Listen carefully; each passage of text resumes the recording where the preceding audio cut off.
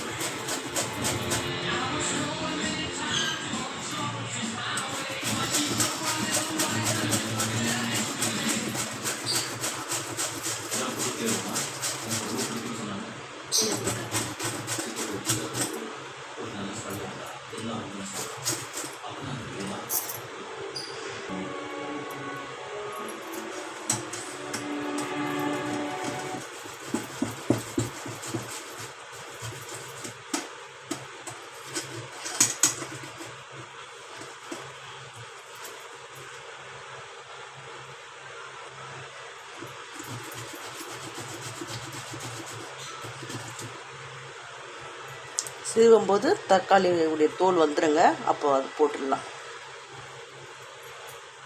வெங்காயமும் அதே மாதிரி தேங்காய் திருவிழா திருவி போட்டுக்குங்க புளி கரைச்சல்ல.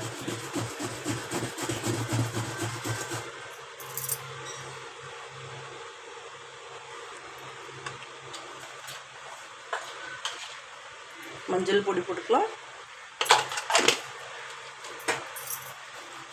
மிளகாய் தூள் போட்டுக்கலாம். 2 3 4 டீஸ்பூன் எடுத்துருக்கேங்க.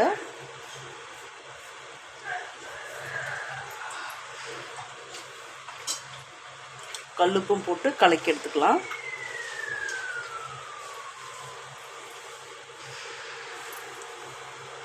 அதோட கொத்தமல்லி இலையை போட்டுக்கலாம். கருவேப்பிலை போட்டுக்கலாம். புளி கரைச்சல் ரெடி ஆகிடுச்சு. தாளிச்சிக்கலாங்க மீன் குழம்பு.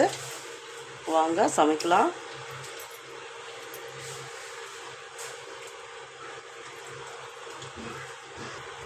கல்லுப்பு போட்டுக்கிறேன் தேவையான அளவுக்கு.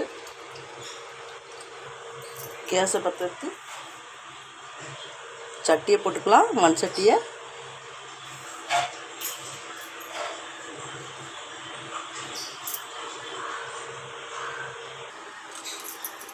சூடாகிடுச்சு. எண்ணெய் ஊற்றிக்கலாம். தேவையான அளவுக்கு எண்ணெய் ஊற்றிக்கணும்.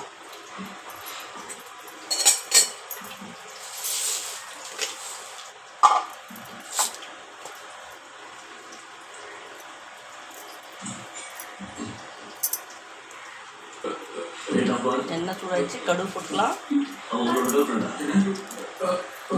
வெந்தயம் போட்டுக்கலாம்.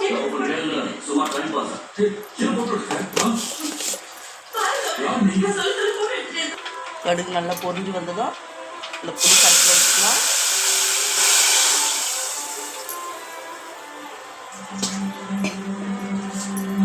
நல்லா கொதிச்சு வரட்டும்.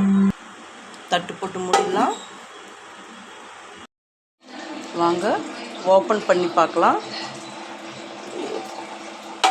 நல்லா கொதிச்சு வருது பாருங்கள். மீனை எடுத்து அலசி வச்சுருக்கேன். இது மீனை போட்டுக்கலாம்.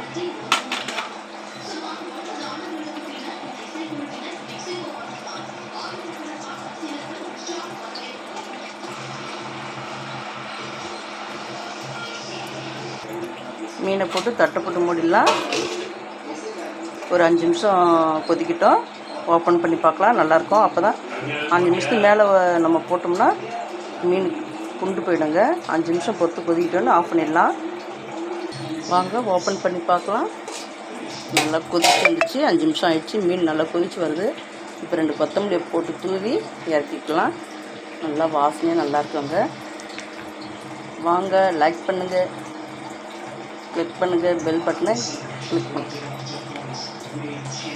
சப்ஸ்கிரைப் பண்ணுங்கள், லைக் பண்ணுங்கள், பெல் பட்டனை கிளிக் பண்ணுங்கள். வாங்க சாப்பிடலாம்.